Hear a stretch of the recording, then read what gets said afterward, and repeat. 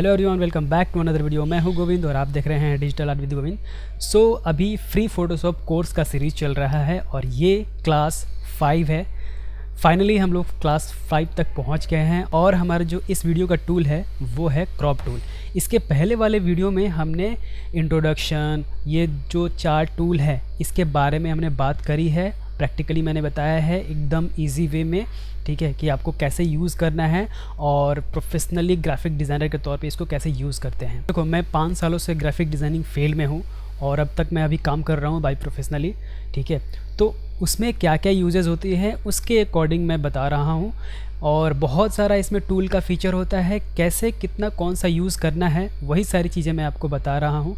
क्योंकि अब तक मैं जितना काम कर चुका हूँ उसमें जितना यूज़ हो चुका है, किस फंक्शन का यूज़ नहीं हुआ है, किस फंक्शन का यूज़ ज़्यादा होता है, वो सारी चीज़ें मैं बता रहा हूँ ताकि आप भी प्रैक्टिकली अगर आप लर्निंग कर रहे हो या फिर अभी आपने न्यू स्टार्ट किया है उसके अकॉर्डिंग आपको पहले से पता रहे तो आप उसी टूल पे ज़्यादा फोकस करोगे जो टूल आपको ज़्यादा ज़रूरत होती है। अदरवाइज़ मैं भी जब कोर्स ले रहा था, कहीं से सीख रहा था, तो वहाँ पे क्या हो रहा था कि काफ़ी सारा टूल मुझे बताया गया। जिस टूल का यूज़ उतना नहीं भी होता है उस टूल को भी बताया गया, जिसके कारण मेरा टाइम काफ़ी ज़्यादा उसमें गया। कुछ ऐसे टूल्स होते हैं जो काफ़ी कॉम्प्लिकेटेड होते हैं, जो समझ में नहीं आते हैं और उसमें काफ़ी ज़्यादा टाइम देना पड़ता है उसको समझने के लिए। आखिर करके उसको प्रोफेशनली यूज़ होता भी नहीं उतना। मैंने जो प्रॉब्लम फेस किया ना, उसके हिसाब से मैं ये नहीं होने दूँगा कि आप भी वही प्रॉब्लम फेस करो। तो ज़्यादा बातें ना करते हुए चलते हैं टूल्स पे। ये है crop tool. Crop tool basically किसी भी इमेज, किसी भी ग्राउंड को क्रॉप करने के लिए यूज़ किया जाता है। जैसे ये इमेज है ना, इस इमेज को हमें जस्ट इस एरिया को कट करना है, ठीक है। इतना एरिया नहीं चाहिए हमें, जितना चाहिए हम उतना क्रॉप करेंगे। ये क्रॉप का आ गया ऐसे ऑप्शन, क्लिक किया जस्ट तो हमने आ गया ये। और ये जो क्रॉप है इसको हम अपने अकॉर्डिंग सेट कर सकते हैं जितना हमें चाहिए, ठीक है। अगर हमें इतना चाहिए तो हम इसको सेट कर सकते हैं और करेंगे यहाँ पे एंटर, तो ये क्रॉप हो गया। इसी की ये वर्क है। उसके अलावा यहाँ पे आप देखोगे जितने भी ये इसके फीचर्स हैं, जो ऑप्शन पैनल है इसके अंदर ये रेशियो दिया हुआ है। रेशियो यहाँ पे आप सेट कर सकते हैं जिस रेशियो में, है ना, मैं बैक जाता हूँ, जिस रेशियो में आपको चाहिए उस रेशियो में आप यहाँ पे टाइप कर सकते हैं। जैसे आपको 12/12 चाहिए, ठीक है, ये स्क्वायर में चाहिए, तो देखो ये अपने आप ऑटोमेटिकली उतना ले लिया। यहाँ पे आप इंटर करोगे क्रॉप हो जाएगा, राइट। ओके, तो ये 12/12 में क्रॉप हो गया स्क्वायर में। इसके अलावा आपको अगर चाहिए क्लियर कर दो, यहाँ पे जो भी आपने टाइप किया वो क्लियर हो जाएगा। अब यहाँ पे आपको चाहिए कि 10/20, ठीक है, ये हाइट हो गया, ये आपका विड्थ हो गया।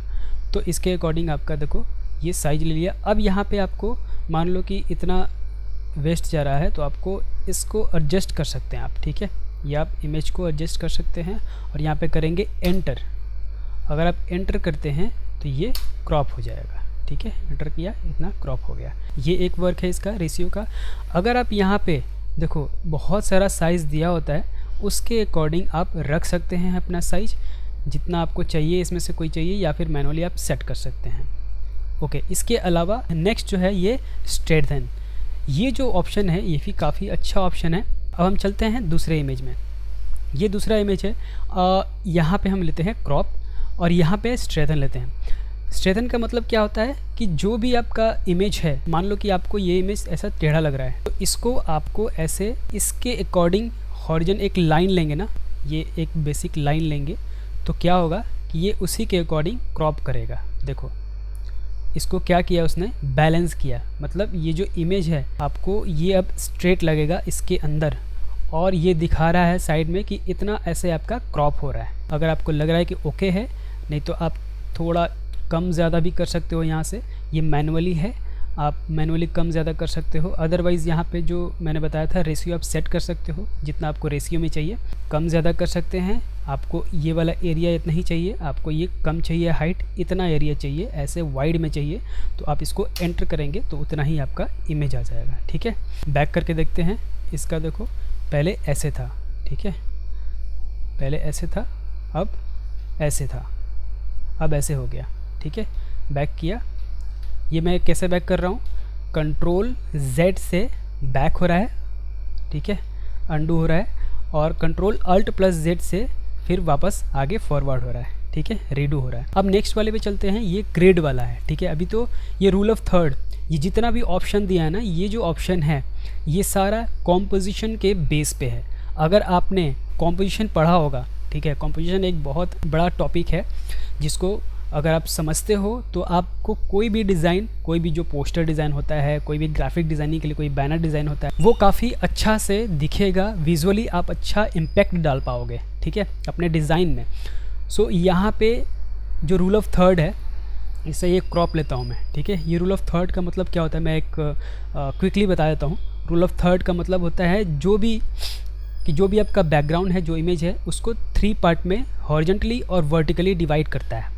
जहाँ जो लाइन क्रॉस करता है ना, ये लाइन यहाँ पे क्रॉस किया, ठीक है, अब देखोगे ये क्रॉस किया, तो इस क्रॉस पे यहाँ पे जो हमारा मेन एलिमेंट, जो मेन सब्जेक्ट है वो आना चाहिए, ठीक है, इस वाले पॉइंट पे, तब जाके वो एक अच्छा कॉम्पोजिशन कहलाता है। चाहे वो पोस्टर डिज़ाइन हो, चाहे वो बैनर डिज़ाइन हो, चाहे वो इमेजेस हो, ठीक है, उसके अकॉर्डिंग। तो यहाँ पे आप देखो कि रूल ऑफ थर्ड है, सिर्फ ग्रिड है।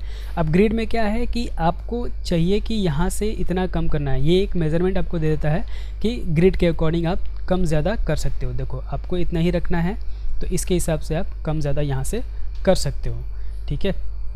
इसका भी उतना ज़्यादा यूज़ मैं करता नहीं हूँ, ठीक है। अगर आप फोटोग्राफी पे ज़्यादा काम कर रहे हो तो मे भी आपको यूज़ आ सकता है ये सारी चीज़ें, ठीक है। अब आता है ये डायगोनल लाइन। तो इस वाले इमेज में बताता हूँ मैं, ये डायगोनल लाइन जो है दिख रहा है, इसमें जो लाइंस है, रूल है उसके रेशियो से ये कट करता है। आप कॉम्पोजिशन पढ़ोगे तो आपको अच्छे से समझ में आ जाएगा, ठीक है। ये इस पोजीशन पे आना चाहिए अपना मेन एलिमेंट, यहाँ से यहाँ तक ये एक हायरार्की होता है, इस हायरार्की के ऊपर आना चाहिए अपना एलिमेंट, ठीक है। तो वो पोस्टर डिज़ाइन में अपना जो आई मूवमेंट है, मतलब विजुअली जो इम्पैक्ट पड़ता है, जो दर्शक है उसका नज़र जो है वो इस पोस्टर के इर्द गिर्द ही रहना चाहिए, इससे बाहर नहीं जाना चाहिए। जो एलिमेंट आप यहाँ रख रहे हो फिर वो आपको इधर मूव करना चाहिए, दूसरा एलिमेंट के सपोर्ट से इधर मूव करना चाहिए, फिर इधर से यहाँ पे मूव करना चाहिए, फिर यहाँ से यहाँ मूव करना चाहिए। तो ये एक अलग कॉम्पोजिशन का टॉपिक है, ये बहुत बड़ा टॉपिक है, इस पर अगर बात करूँगा मैं तो काफ़ी लंबा वीडियो हो जाएगा। सो आप कॉम्पोजिशन टॉपिक को नेट पे सर्च करो और उसको पढ़ो। अगर आप ग्राफिक डिज़ाइन के फील्ड में आ रहे हो या कोई भी आर्ट के फील्ड में आ रहे हो तो आपको कॉम्पोजिशन जानना बहुत ज़रूरी है, ठीक है। नेक्स्ट है आपका इसमें गोल्डन रेशियो, ये भी जस्ट वैसे ही हैं गोल्डन रेशियो के अकॉर्डिंग। ये भी गोल्डन स्पायरल, ये भी आपका कॉम्पोजिशन के रूल में आता है, ठीक है, कि जो भी आप डिज़ाइन कर रहे हो आपका वो डिज़ाइन पोस्टर के अंदर ही होना चाहिए। सो नेक्स्ट है, अब यहाँ पे ओ प्रेस करोगे, यहाँ पे ओ प्रेस करोगे सिर्फ कीबोर्ड से, तो आपको एक एक ये नेक्स्ट लेता जाएगा, तो आपको बार बार इसमें जाने की ज़रूरत नहीं पड़ेगी। अब नेक्स्ट है यहाँ पे जो सेटिंग है, इस सेटिंग में जैसे यूज़ क्लासिक मोड, तो ये क्लासिक मोड होता है अलग, है ना, उसको आप सेट कर सकते हो। इसका एक जैसे बेसिक आपका एक ही रेशियो में हो जाता है। आप इसको जब छोटा बड़ा करोगे, है ना, तो वो एक ही रेशियो में छोटा बड़ा होगा। इसके अपने अकॉर्डिंग आप रख के इसको यहाँ पे क्रॉप कर सकते हो। इस मोड को आप रहने देना, ये एक बेसिक मोड होता है, ठीक है। मेरे यहाँ पे ये इनेबल दिख रहा है, शो नहीं हो रहा है।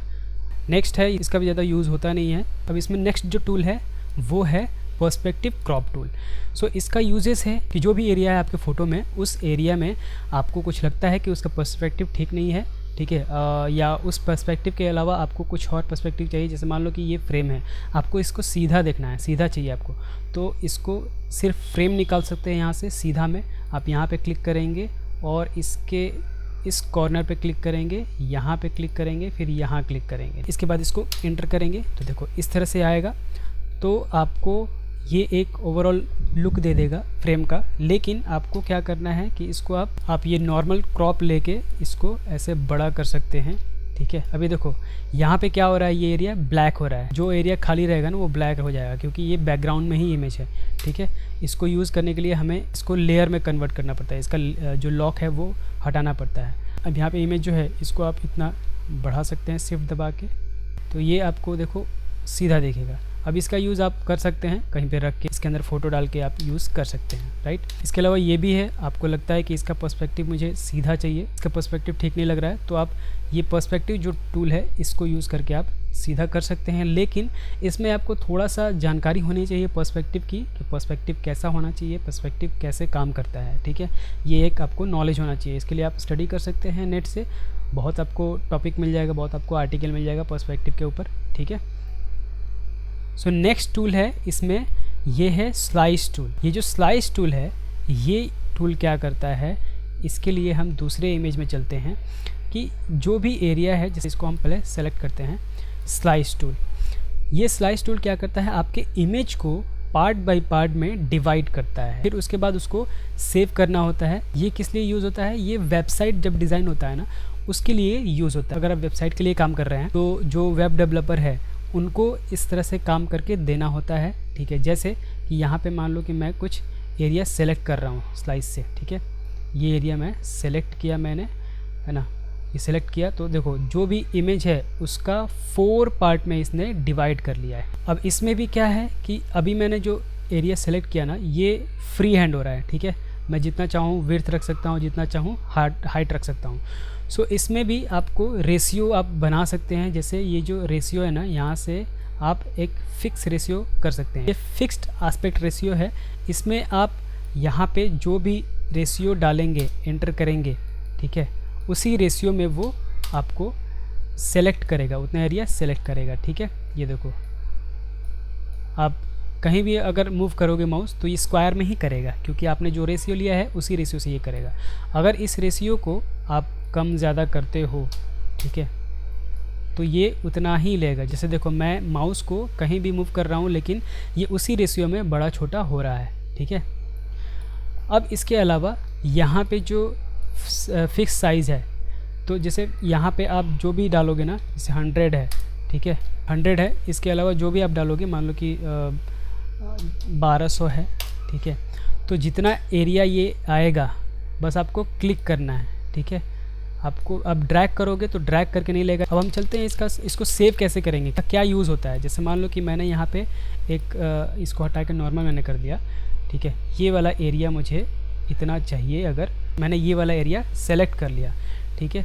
अब इसमें क्या है कि इसको मुझे मूव करना है या छोटा बड़ा करना है, ठीक है, तो वो मैं मूव कर सकता हूँ। ये देखो, अब इसको जब हम सेव करेंगे ना, तो उसमें ऑप्शन जो आता है वो कैसे सेव करेंगे, 2 तरह से है। एक तो कीबोर्ड से शॉर्टकट की से आप कर सकते हैं, और दूसरा कि यहाँ पे आप फाइल में जाएंगे, यहाँ पे एक्सपोर्ट करेंगे, तो एक्सपोर्ट में भी आएगा ये सेव फॉर वेब। तो इसका जो शॉर्टकट की है वो है Alt+Shift+Ctrl+S। तो मैं ज़्यादातर यही प्रेफर करता हूँ कीबोर्ड से। सो इसको सिलेक्ट करते हैं। अभी ये वाला इसमें एरिया सिलेक्टेड है, यहाँ पे आप जो एरिया सेलेक्ट करोगे वही सेव होगा। यहाँ पे 5 पार्ट में इमेज को स्लाइस कर दिया है, ठीक है। अभी इसमें क्या है कि इसको हमें चाहिए और इसको हमने सेलेक्ट किया। अब यहाँ पे हम सेव करेंगे तो यहाँ पे आपको ब्राउज़ करना पड़ेगा एक अलग एरिया में, ठीक है। और यहाँ पे आप देखेंगे जो ऑप्शन दिया हुआ है ऑल स्लाइड्स अगर करते हैं तो जो भी ये स्लाइड्स है वो सारे सेव हो जाएंगे, एक एक पार्ट करके, टुकड़े करके, ठीक है। और यहाँ पे अगर आप करते हैं सेलेक्टेड स्लाइस, तो जो आपका ये सेलेक्टेड है सिर्फ यही सेव होगा, बाकी सेव नहीं होगा, ठीक है। तो अभी हम करते हैं सेलेक्टेड स्लाइस और सेव करते हैं। यहाँ पे कर देते हैं हम इमेज 1, ठीक है, और करते हैं सेव। अब हम चलते हैं ब्राउज़ जहाँ सेव किया था हमने। देखो यहाँ पे इमेज है और यहाँ पे ये वाला पार्ट सेव हो गया है जो हमने सेलेक्ट किया था, इतना पार्ट। अब क्या करेंगे, अगर हमको पूरा पार्ट बाय पार्ट चाहिए तो फिर वही जाएंगे एक्सपोर्ट में और यहाँ पे क्लिक करेंगे, और यहाँ पे जब हम सेव एज़ करेंगे ना तो यहाँ पे करेंगे ऑल स्लाइस। अब यहाँ पे सेव करेंगे तो देखो यहाँ पे ऑल कर देते हैं, ठीक है। ये जो इमेज है देखो एक एक करके आ गया यहाँ पे सारे, ठीक है। अब ये पहला वाला था, इसको हटा दो। जितना पार्ट सिलेक्शन बना था वो अलग अलग पार्ट में डिवाइड हो गया। तो अभी क्या होता है कि वेब डेवलपर जो है वो इस इमेज को लेके HTML जावास्क्रिप्ट डाल के वेबसाइट पे डालते हैं, ठीक है। वो अलग टेक्निकल चीज़ें हैं। अगर उसके लिए आप चाहते हैं डिटेल वीडियो बनाना तो कमेंट में बताओ, मैं डिटेल वीडियो बना दूंगा कि कैसे उसमें वर्क करते हैं। तो ये है क्रॉप टूल और स्लाइस टूल का यूजेस। सो आई होप ये वीडियो आपके लिए हेल्पफुल रहा होगा।